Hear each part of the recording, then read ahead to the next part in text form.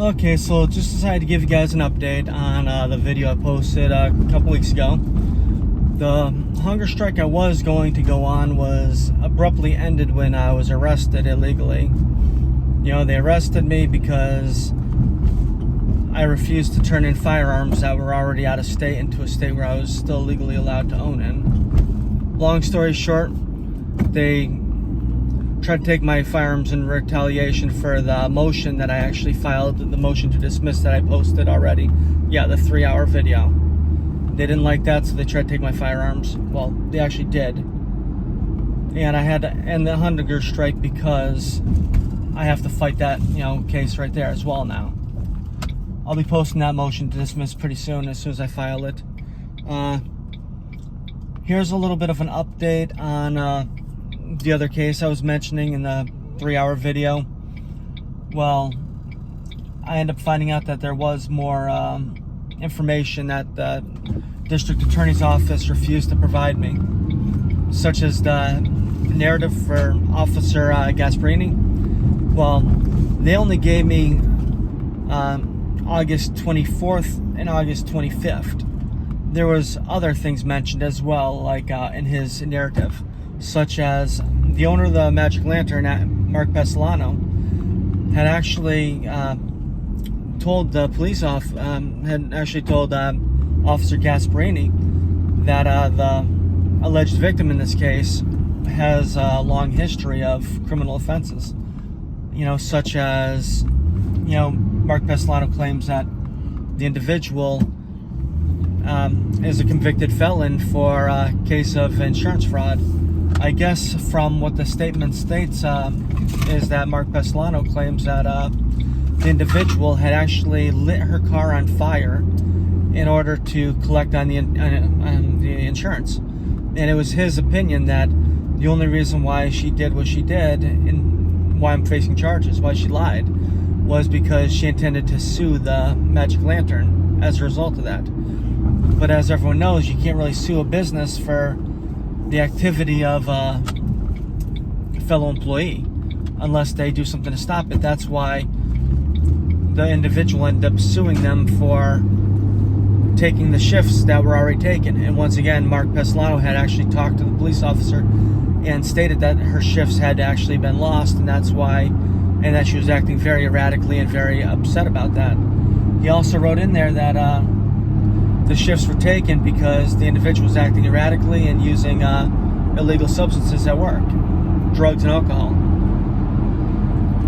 So that right there was not included in the paperwork that they filed with the courts, which is kind of strange that they would actually hide that aspect of the narrative. Also the narrative was also included in that I ended up getting after the fact, and not by the district attorney's office either. But I was able to find. I was able to get my hands on a copy of Donald Emerson's statement that was not included in the packet by the district attorney's office or Munson Police. And Donald Emerson's statement actually states that he was there. It states that he was a police officer. The first time any paperwork says that he was a police officer. But he also states that he didn't see what happened, but he did hear her yell. He said that he looked up and he saw that I had a surprised look on my face. And he also said that he saw that I attempted to say something to her afterwards. I attempted to talk to her. So this is major information too, because it shows that the police officer saw me with a surprised look on my face. I hate to say it, but anyone who's going to do anything as what is being claimed, they know what the hell they're doing. They're not just, like, oops, my mistake. It's like, no, like, what she's claiming happened, there's no way that could be a mistake or an accident.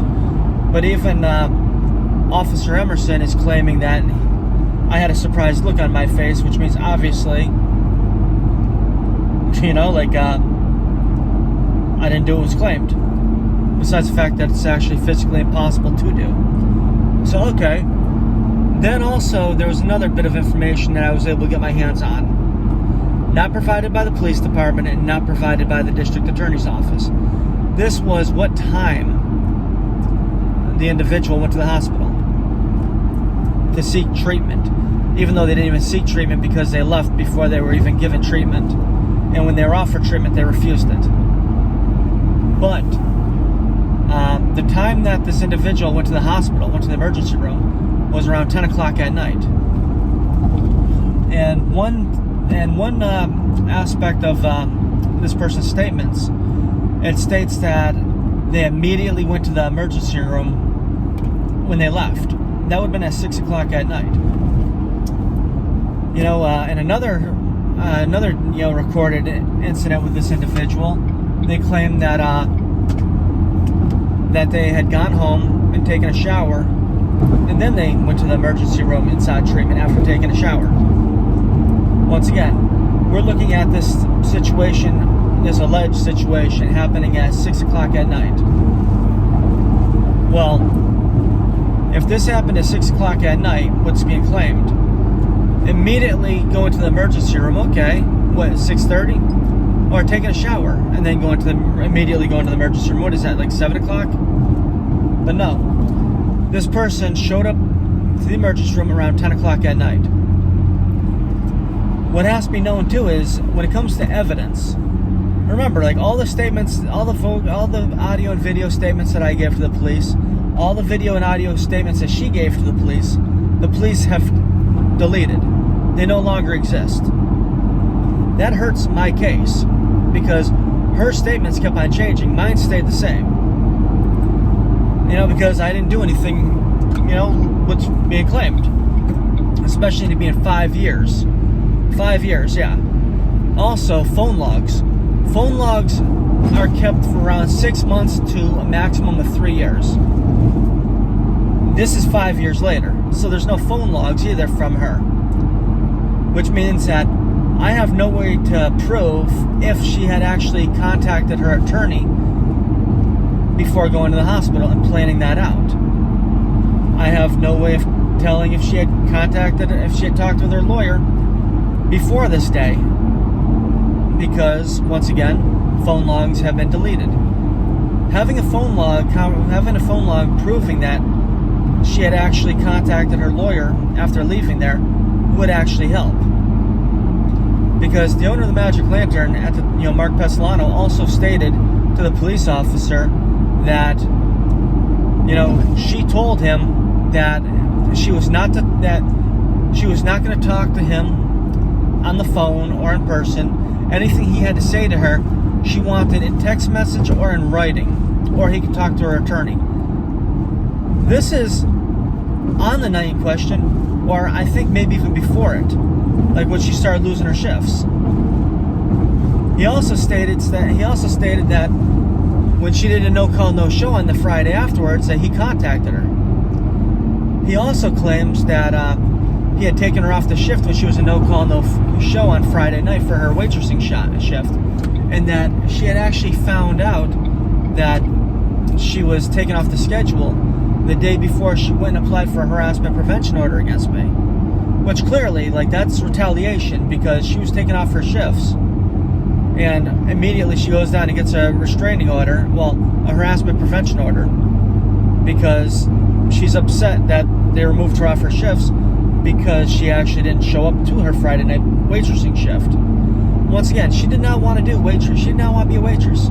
She wanted to be a bartender 3 days a week, and they made her a bartender only 1 day a week after she was getting too messed up on alcohol and drugs.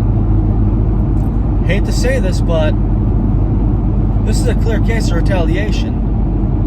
I've always believed in, believing a woman when she claims something, believing a victim. I've always gone my life believing people until I have a reason not to believe them. And I say this to you guys, the facts don't lie. Me and her had been hooking up for 3 years. Tit for tat, I never hurt her, she never hurt me, Hell, like, she'd be like, pinching my nipples and stuff like that. It's like, dude, like, we were sexual in nature. We were close friends like that. Like, I don't know what to say. Like, I actually, like, I felt sad when I found out that she went and lied about that, But, when you have an addiction problem, you need money. Like, she could have sued the club for things that the owners had done, but she opted to go against me because by going against me, she made Peter Pesolano, co-owner, happy, and she thought that she was getting her shifts back. Plus, she was hoping to sue them for that and then get money and keep her job. Like everyone said in the case, she was acting very erratically. Like weeks leading up to this, maybe even months leading up to this. But once again, this is a 5-year-old case. And what else I found out too is,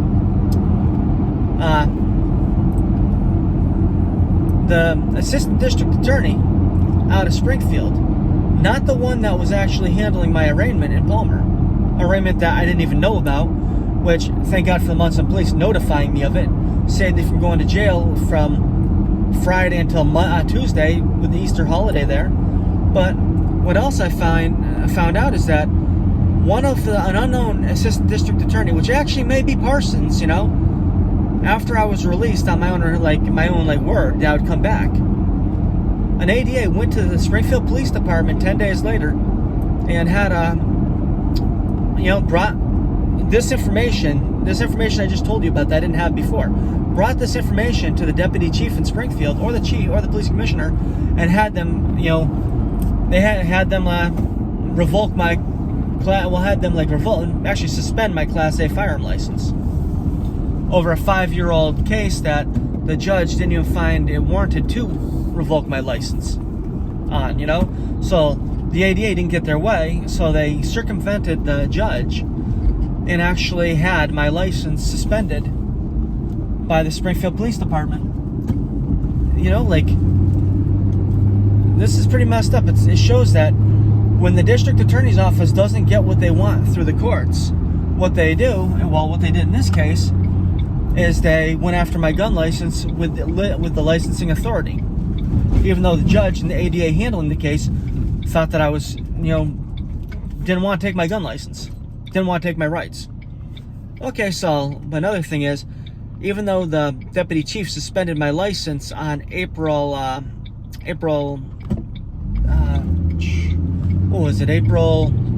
10th? No, April 12th, I believe it was. The city of Springfield, their police department actually didn't even notify me that my license was suspended or revoked until May 7th. Kind of strange. But I'll be doing another video more about that, because that is a whole nother can of worms that we're getting into, because the city of Springfield, the way they did that, because they claimed in paperwork to get a straight warrant that my license was revoked when the paperwork said it was only suspended. And instead of after they were notified that the firearms I had moved out of state, I'd brought out of state where I'm still legal, weeks prior to their phone call, actually, then they had me arrested on a straight warrant instead of actually asking for a search warrant if they believed that the firearms were still in Mass, which obviously they didn't believe the firearms were still in Mass, but otherwise they would have actually gone for a search warrant instead of a straight warrant for my arrest. But, there's a lot more details than that, a lot more craziness with that. I'll probably be writing a motion to dismiss tonight, maybe tomorrow. I'll post probably another longer video about that. So if you want to watch that, you could watch that. If you want to watch the other video, you can watch the video. Like, share, follow this channel if you want. If you want to help support the cause, buy my book, Raw Emotion and Political Repression, The True Tale of Massachusetts Bohemian. You could buy some prints that I have. You could buy some paintings. You could buy some of my handwritten poetry. Yes, go figure, I write poetry too. It's not that bad, but basically anything you can do, will help. My website is jpdonnelly, DONNELLY, 8.com. I can be found on Facebook at jpdonnelly8. And my book can be found on eBay. Or you could PayPal me at jpdonnelly8@aol.com. So any support that you can give would be much appreciated. This fight's it's not an easy fight. It's pretty hard, all right? It's not easy when the government's going after you and the government's doing it very dirty and very corrupt. Okay? Have a great day. Enjoy yourselves. Bye.